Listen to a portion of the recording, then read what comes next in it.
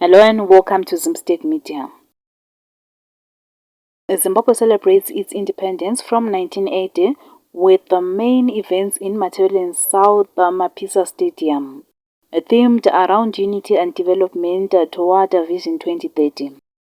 Mapisa Stadium is hosting the 46th independence celebrations in Zimbabwe because it's a significant event that requires a large venue to accommodate thousands of delegates, foreign dignitaries, and members of the diplomatic community.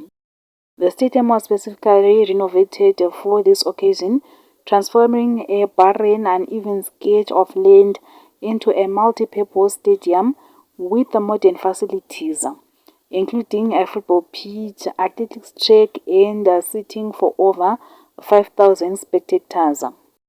The event features performances, exhibitions, and activities that showcase national pride, unity, and cultural heritage. Thousands have braved the weather to attend the Independence Day celebrations. The President of Zimbabwe, E.D. Mnangagwa, has ignited the independence flame. Also attending the event are the two Vice Presidents, Dr.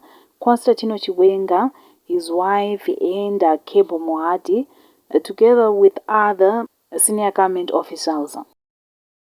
As Zimbabwe celebrates its Independence Day today, the nation reflects on a freedom won through decades of political struggle, sacrifice, and armed liberation war.